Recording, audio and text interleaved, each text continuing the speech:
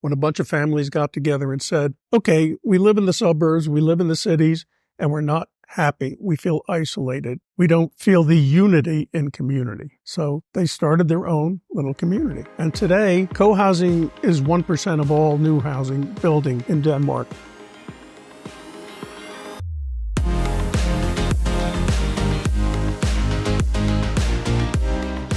So we're going to tell you today about a growing movement it's reaching across America and the world called cohousing, and our crazy little slice of it called Gainesville Cohousing.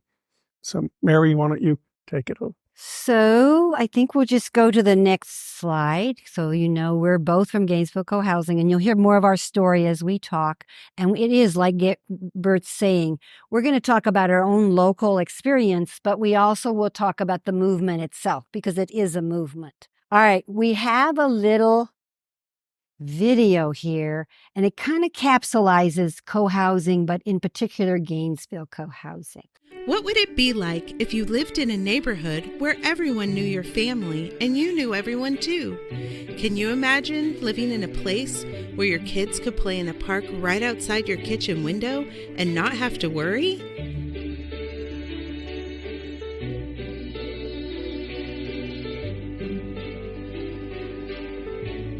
Gainesville Cohousing will give us the privacy of a single-family home, along with the helpfulness and support of living in a community made up of friends. Gainesville Cohousing will be built on 4.75 acres and include 24 private homes, along with community areas pictured here, which include a common house, a pool, playground, gardens, and pedestrian paths. Gainesville Cohousing is committed to sustainable living and reducing our footprint by creating energy-efficient homes, using solar power and rainwater collection, as well as using Florida-friendly landscaping. Gainesville Cohousing is in the highly desirable location of Northwest Gainesville, Florida. Our beautiful community is nestled within walking distance to Thornbrook Village, which has shopping and restaurants.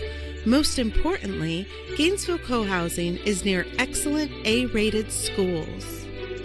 We are so excited about our new adventure in creating a cooperative and sustainable style of living in Gainesville. For more information, visit us at www.gainesvillecohousing.org. Remember to check us out on social media for updates on what we're up to. And obviously, this little vignette that you just saw was when we were aspirational, but now Gainesville Cohousing actually exists. Right, everything you saw in there came to pass. The two of us live there. So, but this was made, actually might have been shown when Brooks came to this group. I don't know, I think it was pre-COVID. Brooks is another one of our members, Brooks Nelson, and he also gave a presentation about co-housing to this group. Okay, so we're throwing the term co-housing around, and people aren't quite sure what that means. I could say it stands for co, meaning money, and housing, meaning pit, money pit. But they would prefer that we say it's the blending of two words, cooperative and housing. You might also hear another term, intentional housing, people getting together with the intention to create a community.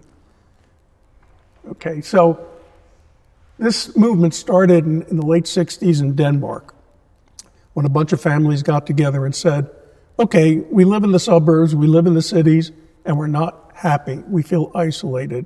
We don't feel the unity in community.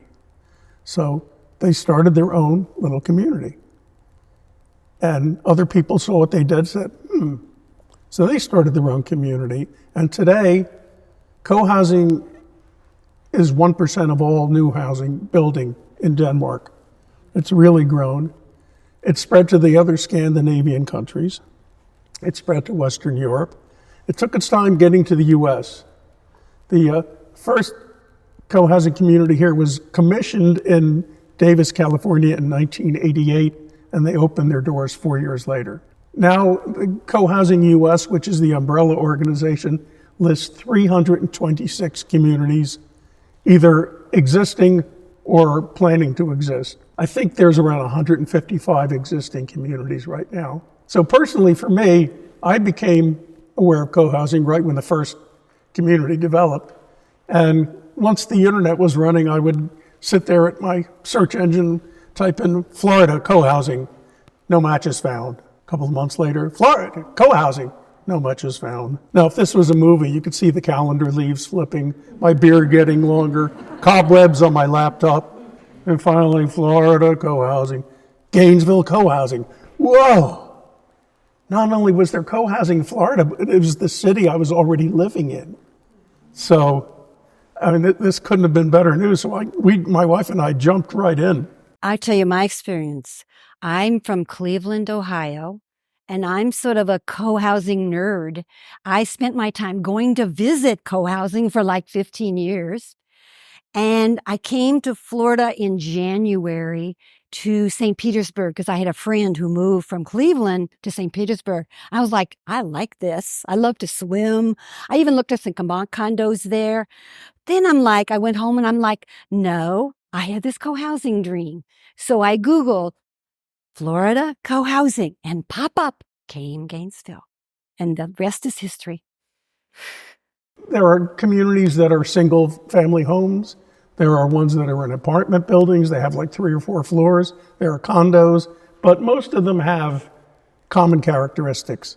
And we're going to touch on those really briefly for you. The first is a participatory process. Take it, Mary. Okay, legally co-housing is either a POA or a condominium. So that's where, if you were going to be a legal person, that's what you would consider us. But how we're very different is what we call the participatory process. So the idea is we make decisions together. Burt's going to talk more about what we have in common. We all have our own private hand, and then the common things we're trying to organize together. And we all are to make decisions together. So the idea is everyone has a voice, but we get things done. Okay, that second part can be a little bit of a challenge. However, I'm going to say the first I'm going to talk about the hub. The hub is our intranet. Okay. And it's really important to us. And the thing is, we get it for free. So I'm trying to show you about this sharing economy. There's a cooperative sharing economy that you may or may not know it. This guy, Sean Davies, I don't even know him, but he provides, it's called Mosaics, but we call it the hub. That doesn't matter. But it's an intranet, and it's the way we communicate. We set up our meals. We set up everything on the hub. It's at the left. It's kind of like a Facebook, and we say, oh, I'm going to sing tomorrow. Will you come and listen to me? Stuff like that. So the hub is really important. On the hub, you'll see a place where and there's a lot of stuff on the hub. I can't even tell you all the things. But it'll say groups, and we have something like 16 groups. I know it sounds overwhelming, and it is. And sometimes there's even more. There's an ad hoc group that then dies. I mean, so it's like it gets a little complex. But these groups are very functional, and they make decisions, and then they move. We also have once a month a community, we call it a community business meeting. So all of this is how we cycle, I guess I could say. We do have a BOD because it's legally we have to. The BOD rarely meets, but the people who are on the BOD are very involved in the other groups. Because, like, for example, I'm the vice president. Okay, so that's an example. But the BOD may meet 4 times a year, maybe. Okay, but I might be doing lots of other stuff. So it's just kind of give you an idea. In terms, I don't want to get too wonky, but I'm going to throw out some words. We study kind of governance. How can we do this? How can we get everybody to have a voice? How can we still make things happen? So there's kind of like 3 bodies of knowledge we look into. One is called sociocracy. Has anybody heard of that? Sociocracy. It's there again. You can find if there's a web presence. They really emphasize how can you get a small group to really work well. It can be a little like this to me. I'm just telling you my opinion. It's a little prescriptive, but it does tend to help you. So they really look at group size, because if you want to get something done, if you have a group of about 7, you're more likely to make a decision than if you have a group of 40. So there's stuff like that is what they. And how could you get that 7 to really work together? Then there's more the whole consensus thing. How can we get 40 people to agree? And they there's a whole process of that. And then the third thing that we kind of look at is called modified consensus. You work, you try to get everybody to agree and buy in. You can't do it. You go to a vote, and then say 3/4 have to vote for it. You have to set that up. So all this is considered and thought about, and it's a lot of work. Let's go to the neighborhood design. Our community is designed for people to interact and to be able to watch kids. Fortunately for us, we had a great architect, and he decided to become a resident. So he's on the premises, and he designed this. It was supposed to be 4 different models, and he said, I'll give everybody a customized home. So he worked with each individual household to design it. But there are a lot of common things. In each case, the windows in the kitchen face out to the street. So you can see somebody passing by if you want to talk to them. There's a large front porch that people socialize on. And if you go for a walk around the neighborhood, we only have one street, a horseshoe-shaped street. So there's a lot of foot traffic. We try and discourage auto traffic on it as much as possible. Okay, now we're going to talk about our dwellings, and that is our one little street with some of the houses next to it. The heartbeat of the community is the common house.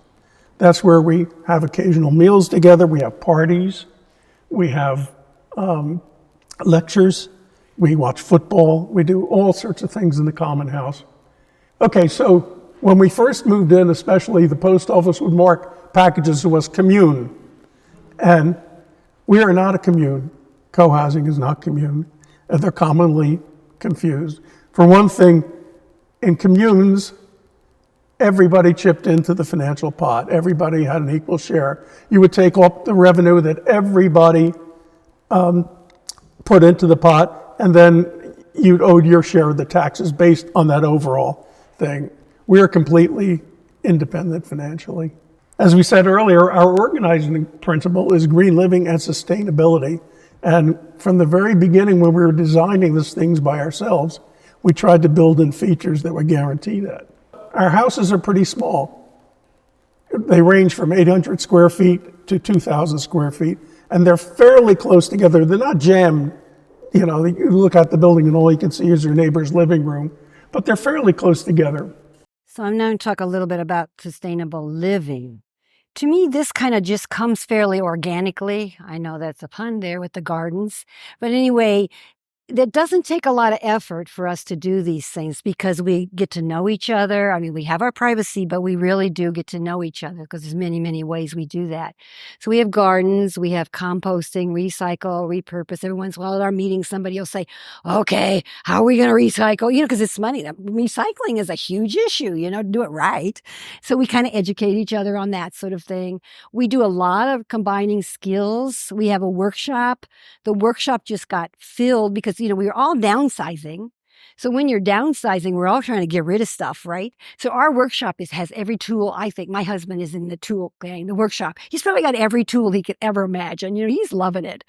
Also, when we made our common house, we're downsizing. I don't think we bought, I'm going to say nothing, but very little, because we were all, okay, will you take this pot? Will you take this? Do you take? And we'd rejected things. We said, look, we don't want that. We even went to that point, but we all were giving stuff, towels, whatever you need for a kitchen. I just kept this slide because this kind of gives you an idea of all the steps we had to go through. So in case some of you are like, your brain is thinking, oh, maybe I'd like to do this. Just so you know how and this is fairly typical, I think. So we bought 4 3/4 acres. And that's, I go to conferences about co-housing, and it's a big moment when you buy the land. There are groups out there spinning around trying to find land. It's huge. If once you buy it and you say, this is where we want to be, and it kind of defines you. See, so we're more of an urban, maybe suburban, you might say, co-housing. And many of them are rural, then they might have cows and, whatever. So it might be different. So they're not all the same. We hired an architect, and like Burt said, he became a member and he really helped us. We had got a real estate attorney, a builder, a civil engineer, a project manager, a surveyor, a sustainability consultant. Now, we were lucky that we did have city water, so we didn't have to deal with that. But some communities even have to deal with that sort of thing if you're out in the country somewhere. A soil sample and land survey, all this happened before I came part of it, so I'm just kind of telling you. Finally gained, and I remember this, we were in Cleveland listening to our meetings on a phone when I heard this happen, when the city commission actually approved our site plans. That was a big deal, right? The civil engineer completed the design, the site plan design. 24 future houses are sold. So it became, I think you almost were like real estate agents. So you sold to people like me who are, co-housing nerds and wanted to come, right? But I mean, we have a lot of people from Gainesville also. Yeah. I don't know. I don't know what the percentage is. We started learning about nonviolent communication. We were like, hey, if we're living this close together, we better talk to each other somehow and have a process here. So we did that. We had groundbreaking in 2017. The first house was built in 2018. We now have 24 households living there, and there's a final house being built. And Burt and I, we were talking about this. We moved in 2018. So we were kind of we were some of the bigger. The first group to come in. Right. Yeah. Finally, we have fun. These are some recent things that we had. We had a Mardi Gras party. We have all sorts of seasonal things just to have fun, get the kids involved. We've had birthday parties every month for people whose birthday falls in that month. We've had retirement parties. We've had everything under the sun, which a lot of people don't participate in that. That's fine. There's never any pressure. Say, how come you weren't at my retirement? People just do as they feel fit. Since this is a financial group, we wanted to show you some of the cost economies. Yeah, so we labeled it savings through cooperation. And I do believe that does happen because you kind of naturally emerges. We have passive and active solar. We kind of talked about that a lot. In terms of our common house meals, there's a lot of people, do a lot of how can we buy, bulk ways and have a cupboard and, that sort of thing. It's around $7 a meal per person. Right. And they're good meals. It's amazing what they do. We have a vegetable garden. We're kind of still working on expanding that. We do a lot of ride sharing. And it's very natural to do that. There's a lot of sharing of skills, like if something's broken and you're like, I don't know how to do that. Should I just throw it out? So we find the people who are good at that and they keep very busy. That's one of my husband's one of those. So he's like one of the popular people because he can fix things. Anyway, not me. Sharing of such items. And, we have a garden shed. So we have lawnmowers. And I talked about the workshop. So we got filled with tools. So that sort of thing is pretty easy to find. So we have handouts. We have cards that you can pick up. This is where you can find our website. And the national website is cohousing.org. We're www.gainesvillecohousing.org. We're also on Facebook. So now we'd be happy to answer your questions if you have any.